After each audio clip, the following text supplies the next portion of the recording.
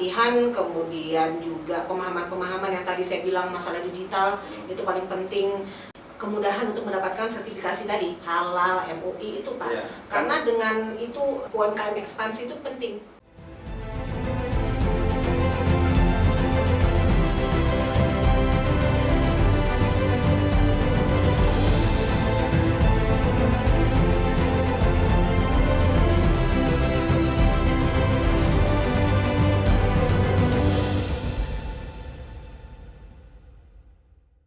Selamat bertemu kembali kawan-kawan bersama saya Joko Kanigoro.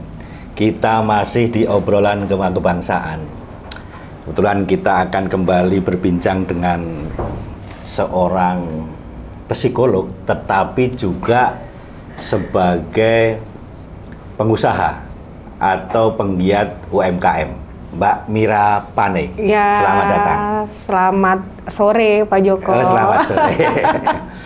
Mbak Mira Pane ini beliau adalah penggiat UMKM yang selama ini UMKM itu kan menjadi tulang punggung perekonomian nasional.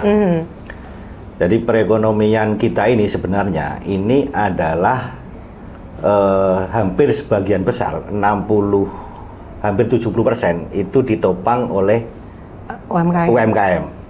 Jadi perekonomian nasional itu UMKM menjadi satu pilar yang cukup penting yang bisa menghidupi seluruh masyarakat Indonesia. Jadi salah satu yang kalau kita membayangkan, misalnya di Jakarta ini tidak ada warteg, maka masyarakat akan kelaparan. Nah, artinya yang kebutuhan pokok itu justru disediakan oleh UMKM. Nah, karena keberadaan UMKM di tingkat nasional itu sudah memberikan kontribusi yang cukup besar. Salah satunya pendapat domestik bruto kita secara nasional itu tahun 2003 menurut data Kementerian UMKM itu 60,5%.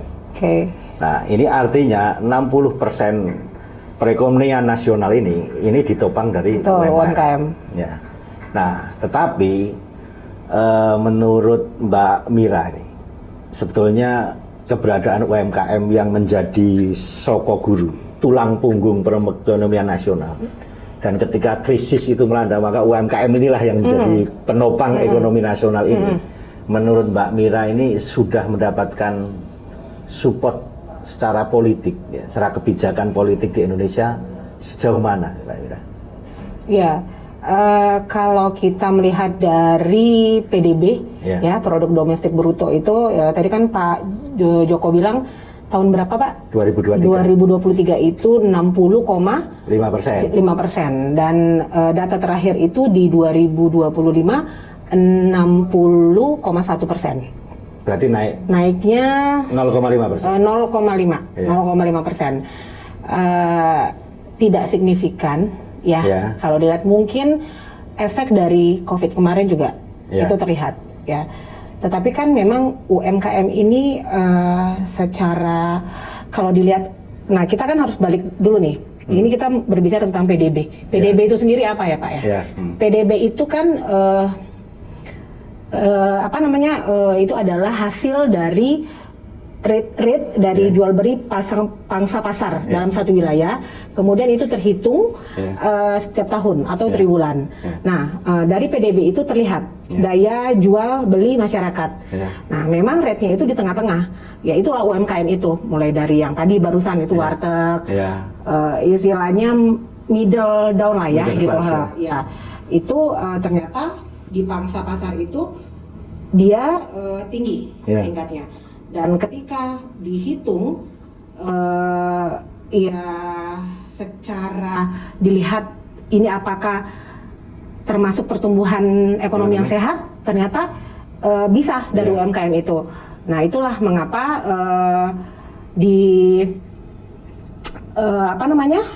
terhitung 60,1%. Ya cuma belum terlalu signifikan sih gitu. Tapi tidak tahu sih kenapa juga ya ini ya. Tapi kan gini, kalau kita berkaca pada COVID nih, ya kan, COVID ini kan sebetulnya waktu COVID ini kan kita ada waktu itu kan penutupan ini PPKM. Ya kan. Nah, artinya kan sebetulnya kan semua transaksi ini kan very terbatas. Tetapi di masyarakat kita itu tidak secara signifikan terganggu, baik di konsumsi pakan ya kan dan sebagainya, karena memang di situ UMKM-nya tumbuh. Justru yang mengalami goncangan kan justru perusahaan besar, kemudian yang bergerak di bidang massa itu travel, termasuk usaha saya ya juga yang lain tuh yang event decoration, nah itu terdampak banget. Tapi kalau UMKM krisis 98 juga sama. Krisis 98 ketika terjadi krisis justru yang berdampak itu di sektor yang lebih besar, tapi di sektor UMKM itu tidak terlalu berdampak, walaupun ada tapi tidak terlalu signifikan. Artinya kalau kita lihat seperti yang diungkapkan Mbak Mira tadi, bahwa ketika pertumbuhan itu tidak terlalu signifikan, artinya kan sebetulnya ada kebijakan politik atau tidak, kan UMKM-nya segitu-gitu aja kan. Artinya memang penyumbang ekonomi yang cukup besar gitu.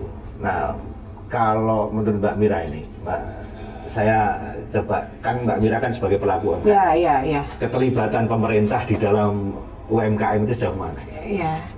Jadi UMKM itu tantangannya itu ada beberapa sektor sih, Pak Joko. Salah satunya itu pembiayaan. Pembiayaan modal. Sebenarnya sih kalau pemerintah itu lebih bisa mengkolaborasi gitu dengan para pelaku UMKM, yaitu memberikan sedikit keringanan deh gitu untuk masalah, mungkin Pak Joko tahu lah sekarang KUR di sektor itu aja itu bisa difokuskan gitu, atau tidak dijelimet deh masalah regulasinya atau persyaratan-persyaratannya, karena gini Pak, di masyarakat ini banyak para pelaku UMKM yang berpotensi potensial, kemudian dia bisa nge-branding dan segala macam, tetapi dalam hal pembiayaan pasti syarat-syarat itu dia tidak terpenuhi, atau malah nanti sebaliknya gampang untuk diberikan modal, tetapi dia tidak terlalu berkompeten gitu dalam hal itu. Nah itu menjadi PR tersendiri sebenarnya. Itu jadi pemerintah ini yang pertama adalah mudahkanlah registrasi dalam hal pembiayaan.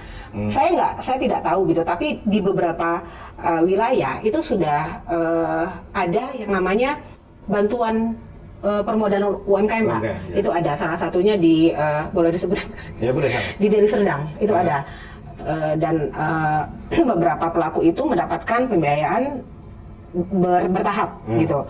Nah seperti itu. Kemudian yang kedua ya pemahaman, edukasi, itu penting. Jadi dua itu dulu deh Pak gitu. Setelah itu baru nanti diberikan kemudahan-kemudahan terhadap yang lain, perizinan, kemudian sertifikasi. Termasuk ya saya ini Pak, saya pelaku UMKM, saya itu agak sedikit kesulitan mengenai proses untuk lulus sertifikasi halal, kemudian MUI. Nah itu jelimet Pak gitu, ada yang sampai 3 bulan, ada yang 6 bulan. Sementara kan kami ini para pelaku UMKM kalau ingin ekspansi, hal itu kan penting. Nah itu gimana nih ya, maksudnya pemerintah ini seharusnya memberikan sedikit kemudahan lah gitu, atau ayo digratiskan gitu, karena banyak Pak potensi UMKM itu luar biasa kalau pemerintah itu bisa mendukung secara penuh. Dan UMKM ini paling dekat dengan artinya untuk soal pajak ini kan yang paling dekat, paling dekat ya kan, dari sektor pajak, pendapatan pajak paling dekat. Nah, tapi kalau soal KUR soal KUR kan sebetulnya yang menjadi problem ini kan karena persyaratan. Betul. Salah satunya kan jaminan. Iya. Jadi kalau ada orang yang nggak punya rumah, ya kan, nggak punya apa-apa, mau punya usaha, mendapatkan modal, ini kan juga menjadi problem sendiri kan, gitu. Karena apa? Yang namanya rumah nggak ada, yang dijaminkan nggak ada kan, gitu. Nah, tetapi kan juga dari Kementerian UMKM kan juga ada jenis bantuan. Ada. Nah itu sebetulnya cukup signifikan nggak Pak untuk bantuan ini? Karena kan kalau sebetulnya kan UMKM kan tidak hanya bantuan modal aja kan? Iya. Tapi kan juga ada pelatihan manajemen dan sebagainya. Betul. Intinya setiap program itu memang harus kompleks sih Pak. Jadi jangan hanya masalah pembiayaan, ya itu betul, itu 50%. Tetapi pelatihan, kemudian juga pemahaman terhadap yang sekarang deh Pak, literasi digital. Itu juga penting. Jadi pelaku UMKM ini harus melek gitu loh. Ayo untuk teknologi ini. Ini sekarang platform media sosial ini memberikan banyak kemudahan loh. Sangat memberikan banyak kemudahan. Tetapi banyak pelaku UMKM yang kebingungan. Mungkin Pak Joko tahu sekarang itu lagi gencar namanya affiliate. Nah, affiliate di TikTok itu sangat membantu Pak. Kalau itu diberikan pemahaman secara kompleks gitu kepada kami nih para pelaku UMKM, kemudian diberi wadah, kemudian diajarkan lah gitulah bahasa awamnya. Wah itu. Nah sebenarnya kan ya pemerintah ini kan sebetulnya kan juga harus mempunyai satu wadah gitu kan. Wadah untuk dia berlatih soal manajemen, soal pemasaran, branding ya kan, soal pemasaran dan sebagainya. Nah kalau di beberapa daerah ini kan ada yang namanya Creative Hub. Creative Hub itu salah satu wadah yang di situ para kreator ini Oke. Nah ekonomi kreatif inilah yang kemudian dia di menjadi wadah difokuskan untuk mengembangkan. Nah, cuman memang ini yang harus ditekankan, maksudnya harus menjadi kepentingan bersama. Salah satunya kayak Mbak Mira kan sebagai pelaku UMKM itu kan harus juga gitu kan.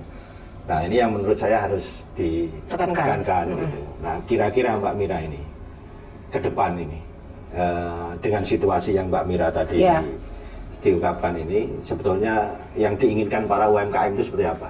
Iya kan? Nggak banyak sih Pak. Ya banyak ya nggak apa-apa kan. Ini kan soal bagaimana kan UMKM itu kan juga rakyat Indonesia kan, rakyat Indonesia yang dia juga membutuhkan dia membayar pajak, menjadi warga Indonesia. Kalau perlu Mbak Mira tunjukkan KTP ini saya ini warga negara Indonesia kan gitu kan. Gitu kan. Iya. Yang pasti diberikan akses ya itu tadi, kemudian untuk masalah pembiayaan satu ya, registrasinya tidak usah jelimet, kemudian perizinan usaha itu jadi biasanya di pasar-pasar itu secara formal mungkin ada yang namanya keamanan atau masalah Kamtipnas lah segala macam.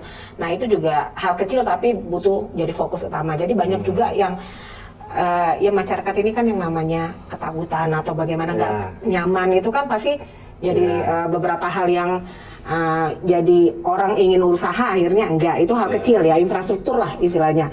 Ya kemudian pelatihan, kemudian juga pemahaman yang tadi saya bilang masalah digital itu paling penting.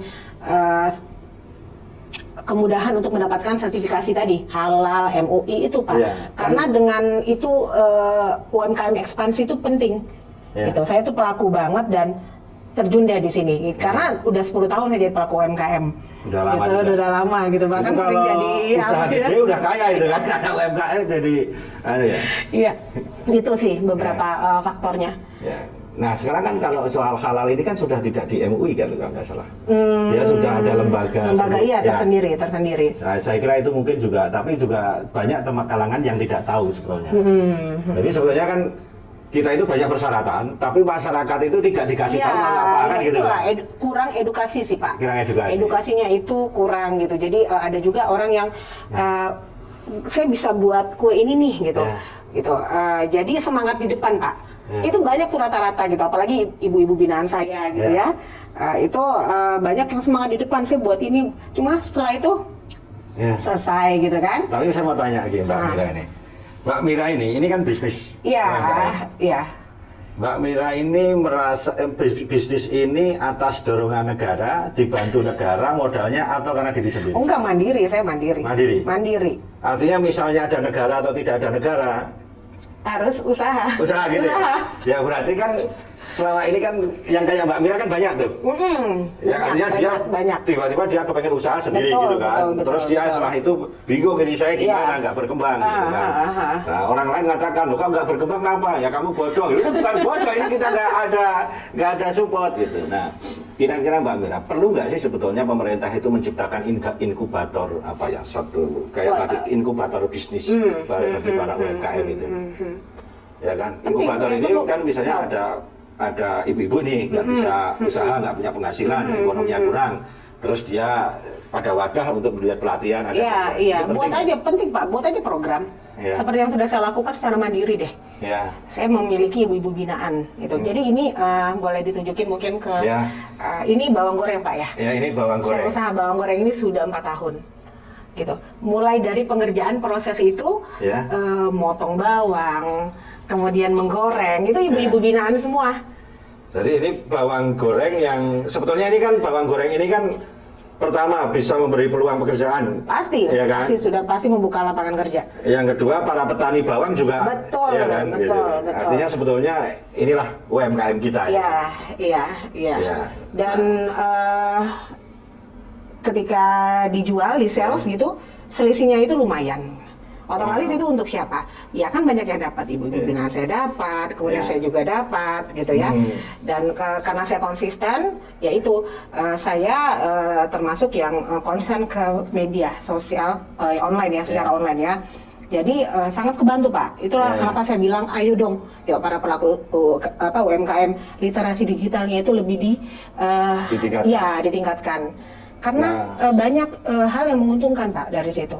Berarti kan butuh kerjasama dengan para kan sekarang kan juga anak teman-teman yang dia fokus di digital marketing kan juga banyak ya. Oh iya, boleh. Apalagi kalau mereka mungkin gitu ya, adik-adik atau Gen Z sekarang yang mungkin mau berkolaborasi dengan para pelaku UMKM, ayo gitu. Nah sekarang Gen Z ini bukan begitu, malah mereka ini mikirnya itu dia sekolah selesai nyari pekerjaan, maksudnya nggak pernah berpikir kayak Mbak Mira begini. Kan saya kan harusnya lulus kan, lulus anak Gen Z lulus tiba-tiba, oh ya saya nyarilah UMKM misalnya dia punya bakat untuk punya skill ya kan, punya skill untuk UMKM ini. Ya udah saya bekerja sama Mbak, ini saya promosikan ya sebagai affiliate di mana, mau di TikTok, mau di mana, harusnya begitu kan. Nah saya kira ini kan juga perlu ya, perlu. Cuman memang pemerintah itu kan perlu membuat inkubator bisnis bagi para UMKM. Nah inkubator ini kan memang mewadahi orang yang kepengen usaha, ya kan, nggak punya modal dan sebagainya, dia berusaha dan itu dibina. Betul. Terus yang kedua kan perlu ada akselerasi bisnis kan. Misal nih ada UMKM yang sudah berbisnis tapi nggak berkembang, ini masalahnya apa kan, perlu diakselerasi dengan tadi kayak Mbak Mira ini, oh ini kelompok Gen Z, oh ini kelompok ini kan, agar semua itu berkolaborasi. Saya kira menurut saya itu kayaknya penting ya. Penting Pak. Sedikit cerita dari saya Pak. Jadi ada suatu kejadian yang membuat saya tertegun gitu. Jadi di Indonesia ini ada satu brand, mungkin saya nggak perlu sebut, brand outfit gitu, dan ini terkenal, bahkan Asia Tenggara. Dia itu memberi dukungan kepada UMKM. Di Bekasi salah satunya ada, dia punya outlet juga di mana-mana lah. Kalau saya sebut saya pokoknya nanti someday iklan gitu ya. Tapi kita lihat dari bagaimana cara mereka sangat menghargai dan ingin bertumbuh gitu bersama UMKM. Jadi mereka itu membuat etalase Pak, sebelum kasir, di kasir itu dia membuat etalase dan semua orang itu bisa mengakses melihat. Jadi itulah hasil-hasil karya daripada anak-anak daerah. Itu ada tas batik, kemudian ada shawl gitu ya, dan cantik-cantik sekali gitu. Kemudian ada slippers, sendal tidur, nanti ada keychain gitu ya. Itu tapi tidak dia berbentuknya fabric gitu ya. Jadi setelah saya lihat gitu, mereka tuh melakukan di beberapa gitu, ada di beberapa wilayah dan mereka sortir Pak, mana yang bisa dikembangkan. Nah itu bagus banget. Saya tanya gitu kepada manajernya gitu, ini apakah dukungan dari pemerintah? Enggak gitu. Jadi memang mereka bergerak sendiri. Mereka bergerak sendiri, kemudian mereka meminta persetujuan pemerintah daerah setempat, kemudian mereka mencari. Waduh itu keren banget. Dan saya sih berharap gitu brand-brand besar itu bisa seperti itu. Akhirnya mereka kolaborasi dan akhirnya diproduksilah produksi itu. Wow itu luar biasa. Jadi kan kolaborasi antara UMKM dengan perusahaan besar untuk mengakselerasi bisnisnya itu ya. Gitu ya. Itu ada dan sudah dilakukan oleh satu brand. Nah harusnya kan pemerintah mempunyai kebijakan untuk bahwa perusahaan-perusahaan besar itu untuk menaungi perusahaan-perusahaan. Nah, memang harus seperti itu. Jadi mereka menjadi jembatan. Ya. Kalau itu dilakukan aja deh Pak, 1, 2, 3 brand coba. Jadi UMKM itu nggak hanya sepintas kan orang UMKM apa sih UMKM? Tetapi kalau benar-benar difokuskan, kemudian ada kita bisa sama-sama untuk program ekspansi Pak. Hal kecil ya, ini salad saya deh. Ini apa sih? Salad buah ya. Ini dari tahun 2018 saya mulai dari online pemasarannya. Kemudian saya mencoba untuk memiliki offline gerai gitu di tahun 2024 akhir kemarin. Saya mencoba, kemudian ini saya juga memperkerjakan ibu-ibu binaan saya. Ini fruit salad. Fruit salad, salad buah. Mereknya apa Mbak ini? Mimi salad. Mimi salad. Mimi salad 2018. Jadi nanti kalau mau pesan Mimi salad, nanti di channel ini bisa nih, nanti di nomor telepon ini bisa. Ada ya. Nanti. Ya, jadi ini salah satu contoh dari UMKM ekspansi Pak. Gitu. Saya mendorong konsistensi itu di manajemennya. Kemudian di upgrade salesnya. Saya membuat pelatihan kepada staf-staf saya. Sekarang saya sudah punya 15 gerai Pak. 15 gerai, Mimi salad sudah 15 gerai di daerah Bekasi Selatan. 5 tahun? Enggak Pak, dalam waktu 1,5 tahun. 1,5 tahun? Iya, dan akan berekspansi terus, saya sampai goalsnya di 50 gerai. Gitu. Harapan saya di 2027 saya punya 50 gerai. Kalau bawang ini mereknya Bawang Sultan? Bawang Sultan, nama PT-nya Bawang Sultan Food. Jadi sebenarnya ini salah satu produknya ini. Tapi ada lagi Pak, ada minyak bawang, ada sambal bawang, ada kerupuk bawang. Ibu-ibu binaan juga. Ini salah satunya. Ini salah melibatkan ibu-ibu. Betul. Gitu. Semua ibu-ibu binaan saya. Salad buah ini gitu. Dan semangat sekali. Tapi Mbak ini sebelum kita nanti ngobrol semuanya. Mbak Mira ini kan punya inisiatif bikin ini. Bawang Sultan sama fruit ini untuk ini sebagai salah satu bentuk karya UMKM. Ini sebetulnya UMKM. Nah, teman-teman yang lain ini kan banyak ibu-ibu yang sebenarnya kepengen kayak Mbak Mira ini. Cuman mereka ini ketika mau berusaha itu selalu mikir bahwa kalau mau bikin usaha itu mau apa ini pertama nanti modalnya gimana, masarnya gimana. Jadi ada ketakutan sehingga ya udahlah mendingan saya tuh jadi tukang setrika aja kan gitu, jadi dia nggak mau berkembang. Nah, inspirasi Mbak Mira untuk memulai ini itu dulu Mbak Mira. Saya kira kan Mbak Mira juga dulu kan bukan pakar bawang goreng, bukan pawar salad juga kan gitu. Tiba-tiba Mbak Mira itu punya inisiatif ya kan untuk membuat bawang goreng ini menjadi produk yang komersil.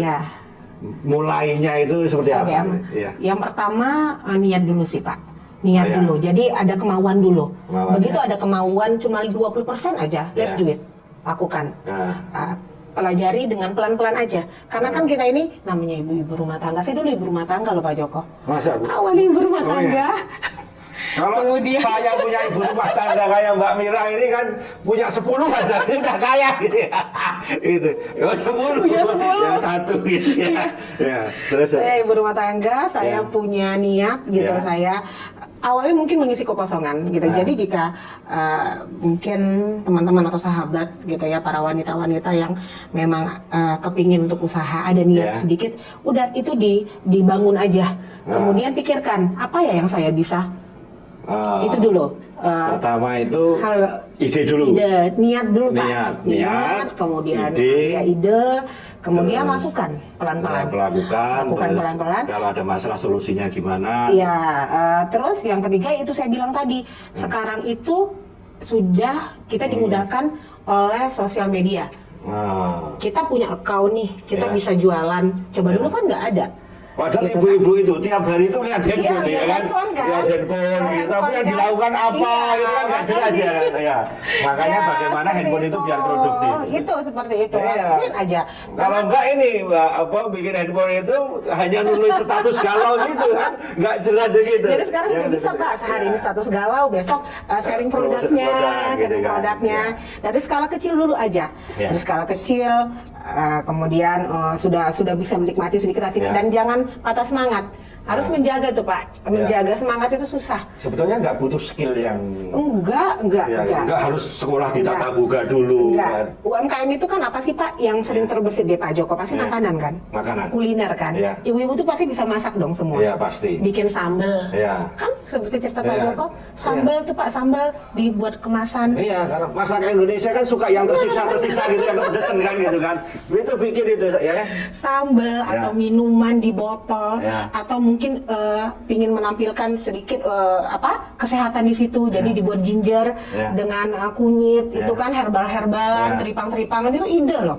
Ya, tapi kalau ide ini soal bawang goreng ini, kan bawang goreng ini kan bukan camilan Mbak, saya suruh nyamil ini kan ya, tapi maksudnya bukan. Siapa yang butuh bawang goreng ini? Kenapa Mbak Mira itu memproduksi? Riset kan Pak. Jadi bawang goreng ini ternyata pendamping makanan yang paling disukain. Tapi saya sendiri juga gitu. Dari lingkup kecil ya, anak-anak saya suka banget bawang goreng. Jadi, awalnya begitu. Terus saya kalau beli bawang goreng enak itu mahal Pak Joko. Itu mahal banget, bawang goreng mahal yang enak itu mahal. Akhirnya saya kepikiran, yaudah saya beli bawang goreng kualitas baik. Saya suruh waktu itu mbak-mbak di rumah, ayo yuk ini kita goreng gitu. Dan ternyata enak Pak. Nah, dari situ saya coba menjual gitu. Dan ini berapa lama tahan? 3 bulan. 3 bulan. Tidak ada pengawet. Iya, nah kan ini kan kegiatan ibu-ibu tiap hari yang dia itu mau jualan nggak jualan kan tetap ngirit barang kan sambil nangis-nangis begitu kan? Benar. Iya. Jadi salah satu tips juga adalah jualah produk yang disukai. Nah, bawang goreng ini kan Pak Joko makan pakai telur dadar, nasi, itu udah enak kan? Nah, udah nggak perlu apa-apa. Dan ini sehat. Dan kalau sehatnya sih nggak tahu karena kan goreng ya. Kan bawang kan ini. Bawang kan sehat kan? Cuman kalau minyaknya digoreng 100 kali ya mungkin nggak sehat. Tapi menurut Mbak ini higienis ya? Maksudnya bisa kontrol? Ya, karena memang kita dibuat secara higienis sih. Higienis ya? Saya higienis, pengolahannya juga. Ya, jadi teman-teman semua ini bawang sultan ini menurut saya bawang yang sehat. Artinya dia digoreng di satu kali penyaringan dan tidak perlu khawatir akan menaikkan kolesterol. Tapi ini bisa menurunkan kolesterol kalau makannya secara bahagia. Kan yang bikin sebetulnya kolesterol naik itu karena stres kan. Ya kan nggak usah makan gorengan, kalau stres kolesterol naik terus. Iya. Nah, tapi ini menjadi inspirasi Mbak Mira. Coba Mbak Mira memberikan gambaran kepada kawan-kawan sebetulnya apa yang harus dilakukan para ibu-ibu itu ya kan agar kayak Mbak Mira ini, ibu rumah tangga yang punya penghasilan sendiri. Seperti apa yang ingin disampaikan? Yang pasti niat, lagi-lagi saya bilang kalau kita memiliki niat, kemudian kita ingin usaha, bina niat itu. Terus pikirkan ide apa atau apa dilakukan deh, apa yang dibisain gitu. Jangan ikut-ikutan, itu penting. Jadi bisanya apa? Riset dulu, tapi yang penting riset dulu. Riset harus. Kan banyak sekarang. Ya lihat aja platform-platform. Sebenarnya kan riset ini kan juga bukan udah riset ilmiah gitu enggak kan? Riset sederhana saja. Ya, coba kita lihat ibu-ibu kalau bergaul yang dimakan apa, kita lihatin satu-satu. Nah, itu benar.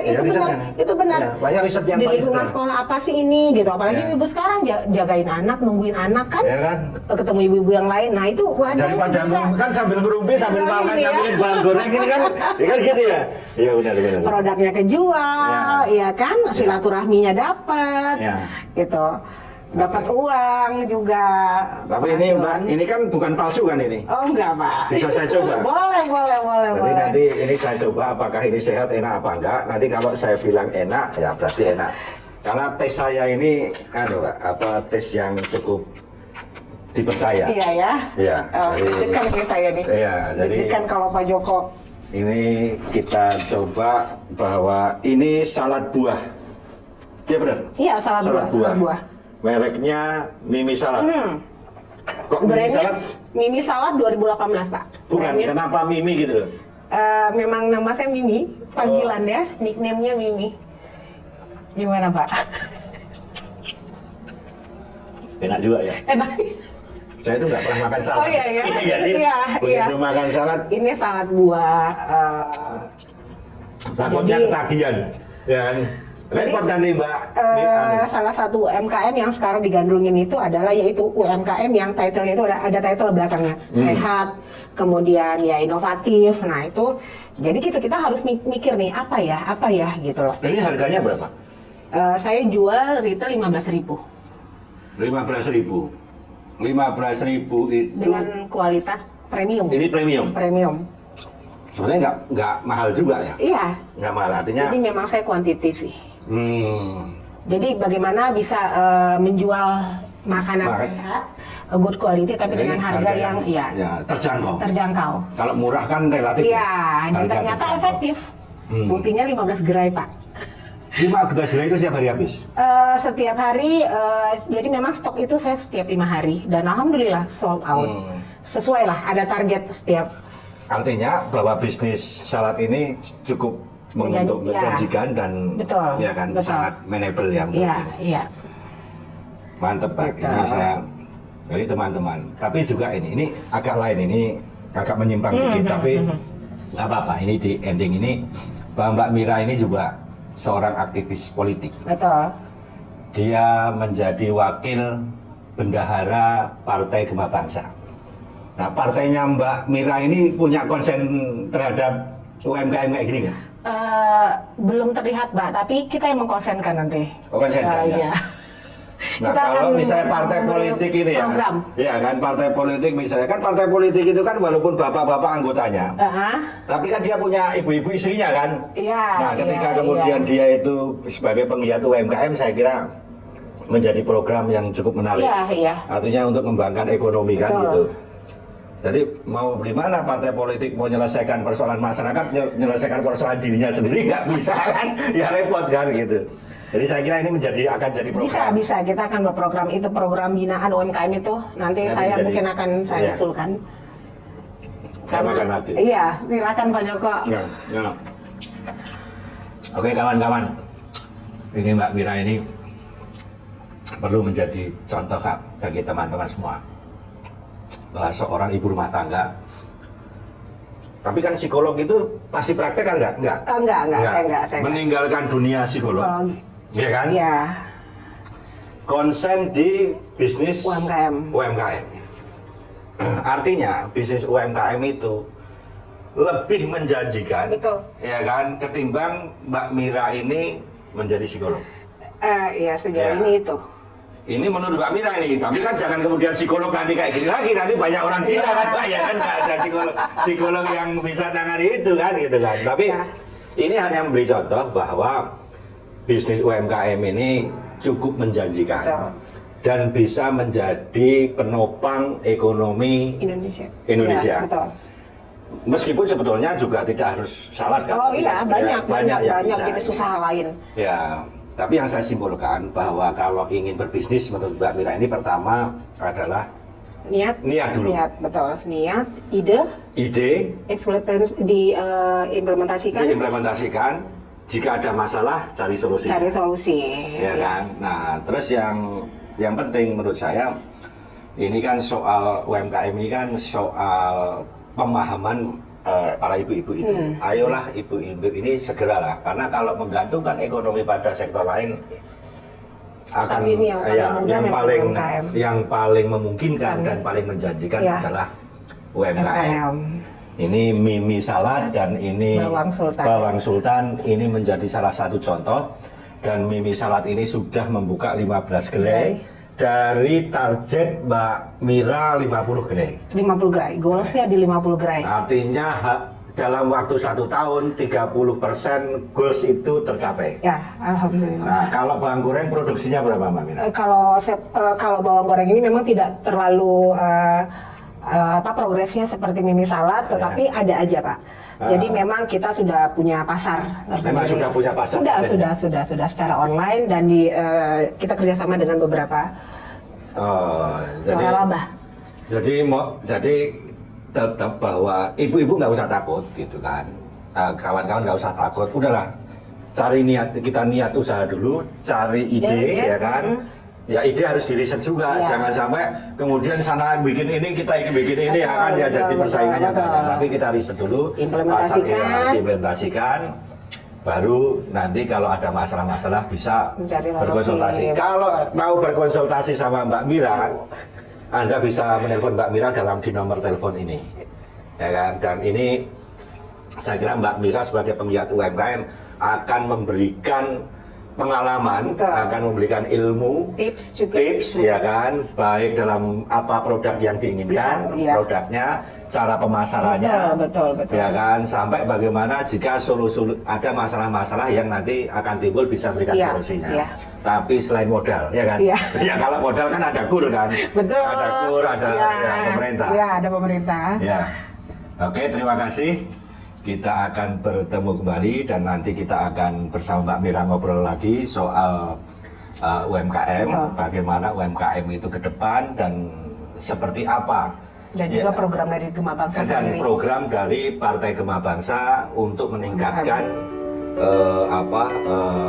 minat Ya, terhadap minat UMKM. Terima kasih kawan-kawan. Saya Joko Kanigoro dan ini Mbak Mira Pane undur diri. Terima kasih. Salam